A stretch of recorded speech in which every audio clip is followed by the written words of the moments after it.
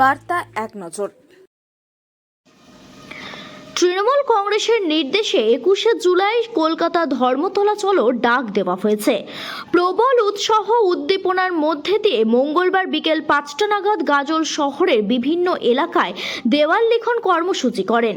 গাজল ব্লকের যুব তৃণমূল কংগ্রেসের কনভেনার মলয় সরকার বলেন, 21শে জুলাই কর্মসূচি সফল করার লক্ষ্যে গাজল ব্লক যুব কংগ্রেসের উদ্যোগে গাজলের বিভিন্ন জায়গায় দেওয়াল লিখন কর্মসূচি করা হয়।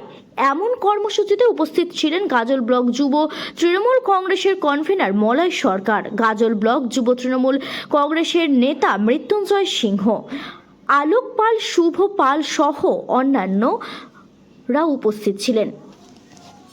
আপনারা সকলেই জানেন আগামী 21শে জুলাই আসছে।